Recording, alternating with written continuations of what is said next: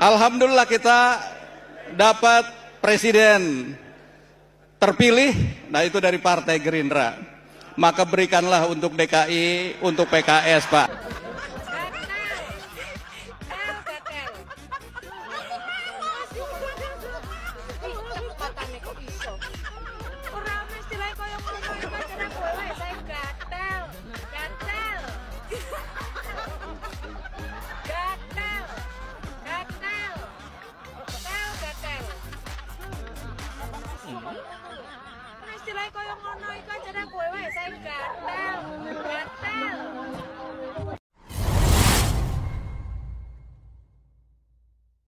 Setelah sekian lama kekeringan, kini PKS birahinya terhadap kekuasaan telah memuncak.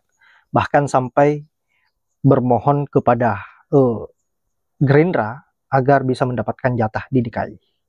Saya kira hal ini sangat memalukan dan tentu membuat anak Abah geram sampai-sampai mendesak PKS agar segera meninggalkan Anies. Kalau seperti ini model berpikirnya.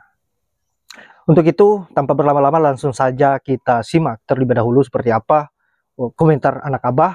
Dan buat PKS, siap-siaplah kalian terjungkal sama seperti dengan Partai P3. Jadi saya himbau kepada PKS untuk tinggalkan Anies sekarang juga, ya. Tinggalkan Anies sekarang juga jika kalian memiliki opsi seperti ini, ya. Jelas, jelas, jelas.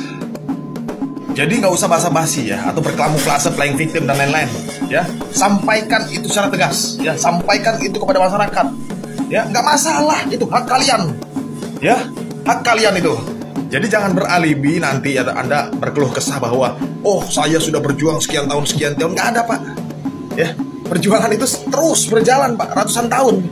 Jadi nggak ada kata lelah, nggak ada sabar, itu nggak ada batasnya, bos. Tapi kalau misalnya Anda sudah tidak sabar, ya, menginginkan sesuatu yang lebih enak atau menjanjikan dan lain-lainnya, silakan tinggalkan perjuangan ini, ya kan? Saya tidak fanatik buta dengan Anies, ya kan? Kalau misalnya Anies itu sudah tidak mampu, ya sudah, tenggelam dia. Akan ada Anies baru, akan ada patriot-patriot baru. Betul. Kan seperti itu, ya. Kita ini menginginkan bahwa negara kita ini memiliki kedaulatan, ya. Kita menginginkan bahwa negara kita ini memiliki keadilan sosial. Ya, kan itu yang diinginkan oleh para pahlawan sebelum kita Indonesia merdeka. Jadi silakan, ya. Silakan segera. Saya minta ada kejelasan, ya. Tapi kalau kamu ya terlalu lama, ya, kalau kamu terus melakukan hal-hal seperti ini, ya, tapi kalau kamu tidak mencoba menjadi sifat kesatria, ya, sampaikan itu kepada rakyat jika kalian benar-benar menginginkan opsi itu, ya. Kalian menginginkan di opsi yang lainnya, silakan saja. Kita nggak ada baper-bapernya kok, ya. Tapi biarlah masyarakat melihat secara gamblang, ya, perilaku kalian ini. Ya, silakan. Kalau partai-partai agamis coba main api di Jakarta, tanggung resikonya dah. Kan udah ada contohnya no P3. Bagaimana ketika melintir? Hancur kagak suaranya? Ya kalau mau coba-coba silakan. Ya kan, partai-partai agamis yang coba mau selingkuh atau belok gitu, ayo dah 2029 langsung merosot, cus. Wing, bukan meroket yang kayak bapak bilang, bukan. Ya, coba, ayo ngecek ombak. Kalau sampai benar Kim Plus hadir menjegal Anies Baswedan maju untuk Pilkada Jakarta dengan mengusung Ridwan Kamil melawan kota kosong, wah benar-benar negara ini demokrasinya udah mati. Sedikit intro buat yang belum tahu, jadi Ridwan Kamil itu sudah dipastikan diusung oleh Koalisi Indonesia Maju untuk di Pilkada Jakarta. Kim atau Koalisi Indonesia Maju ini adalah koalisi yang dulunya mendukung Prabowo di Pilpres, orang-orang penjilat Jokowi lah.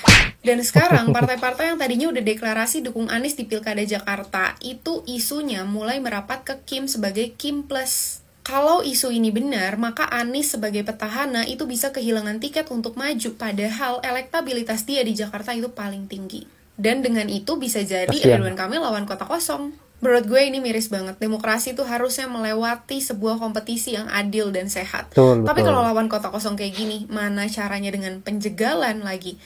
Wah, udah cedera parah sih demokrasi kita. Demokrasi itu harusnya memberikan kebebasan kepada kita sebagai rakyat untuk memilih pemimpin berdasarkan apapun visi misi, program, gagasan, dan lain sebagainya. Jadi kalau merasa kredibel dengan hal-hal tersebut, ya gentle, lawan dong. Tapi kalau kayak gini, nggak ada kompetisi yang sehat, nggak ada debat yang berarti, dan yang paling penting nggak ada representasi suara rakyat. Ya kalau kayak gini ngapain ada demokrasi? Mending tunjuk aja langsung. Demokrasi yang udah kita perjuangkan susah payah ini dengan biaya yang mahal, penuh tantangan, malah dimanipulasi sama elit-elit politik dengan cara yang murahan. Ingat ya, demokrasi itu harusnya menjunjung tinggi partisipasi dan kedaulatan rakyat. Dari buku-buku tentang demokrasi yang aku baca, politik otoriter zaman sekarang itu bukan lagi tirani secara terang-terangan, tapi memanipulasi sistem politik buat menjaga dan memperluas kekuasaan tanpa melanggar aturan-aturan main demokrasi secara terbuka. Dan fenomena kotak kosong ini adalah salah satu contoh nyata. Kotak kosong ini bisa jadi alat untuk jaga kekuasaan. Dengan memastikan gak adanya pesaing potensial, maka mereka yang berkuasa, mereka yang lebih punya duit, mereka yang koalisinya lebih gemuk, itu akan dengan mudah menang tanpa perlu bertarung di medan perang. Jadi to be very honest, gue ngerasa hari ini demokrasi kita tuh cuma sebagai alat para elit untuk menjaga kekuasaan mereka. Ngomongin kepentingan rakyat tuh mungkin nomor 2 atau bahkan mungkin nomor berapa, gue udah gak tahu lagi. Dia memang jago dah. 98, sekian persen. 2,2 menang. Jadi ibarat survei yang Makassar itu margin error. Iya, enggak nyampe juga margin error, kadang-kadang kan 2,5. Nah, iya, makanya itu dianggap bagian margin error itu pengecualian. Jadi hampir dipastikan kalau pasangan tunggal melawan kotak kosong pasti menang. Dan kemenangannya kalau kita lihat lagi di data itu di atas 60%. Ya, mutlak. Mutlak. Makanya menggiurkan. Ya kan? Baik baik natural maupun baik rekayasa gitu. Nah, sebetulnya disinilah ya Bawaslu jadi penting. Kalaupun Bawaslunya mau. Apa itu? Nah, saya mengusulkan kepada kotak-kotak kosong calon tunggal di daerah yang kelihatan baik rekayasa. Gini ya, kotak kosong itu adalah fenomena di dalam sebuah wilayah hanya ada satu pasangan calon bupati, wali kota, atau gubernur. Tapi satu pasangan calon ini elektabilitasnya itu tinggi banget, 50%, 60%, 70%. Baru ada kotak kosong. Kenapa? Karena nggak ada yang berani lawan nih orang, nggak ada yang berani lawan nih pasangan. Nah sekarang fenomenanya ada tokoh elektabilitas tingkat keterpilihannya cuma 3%, 5%, 18%, 20%, mau dilawanin sama kotak kosong. Caranya gimana? Ya dibeli-beli di semua partai sehingga tidak ada yang bisa lawan dia karena dia nggak dapet kendaraan partai politik. Kalau 3% dilawanin sama kotak kosong, kemana suara-suara lainnya? Masih cuma 3%, 20% lawannya kotak kosong. Mikir, ya nggak? Ya nggak? Yap, kotak kosong PS kotak kosong. Nah, ini adalah fenomena yang sangat mencekam dan seolah-olah warga DKI dipaksa untuk menerima pemimpin yang bukan menjadi pilihannya, tetapi yang menjadi pilihan para partai-partai besar yang ada di barisan pemerintahan guna untuk semakin memperkokoh kekuasaannya di wilayah yang sangat strategis, saya kira seperti DKI Jakarta ini. Dan saya sepakat dengan apa yang dikatakan oleh Mbak tadi, kenapa tidak sekalian langsung saja ditunjuk. Tidak usah lagi mengatasnamakan demokrasi-demokrasi, toh kita tahu sendiri bahwa apa yang menjadi kelakuan barisan penguasa ini menghalalkan segala cara bagaimana agar bisa memperkokoh kekuasaannya dan bagaimana agar bisa mengangkat arah gerombolan-gerombolannya. Dan saya kira ini wajib warga DKI melihat video ini dan bagaimana agar bisa menolak keras orang-orang penguasa untuk menjadi gubernur di DKI. Saya kira seperti itu. Dan mengenai PKS yang sekian lama kekeringan, akhirnya berharap bagaimana agar tubuhnya dibasahi oleh kaum penguasa. Dan saya kira ini sudah melenceng, sudah tidak lagi berada di garis perjuangan. Dan wajib jika rakyat meninggalkan PKS. Kalau memang ini terbukti bahwa PKS akan meninggalkan perubahan atau Pak Anies. Dan memilih untuk bergabung di penguasa. Saya kira terlalu hina dan terlalu kejam mengkhianati rakyat yang selama ini memberikan kepercayaan. Dan Saya memprediksi jika ini benar, maka PKS nasibnya akan sama dengan partai P3.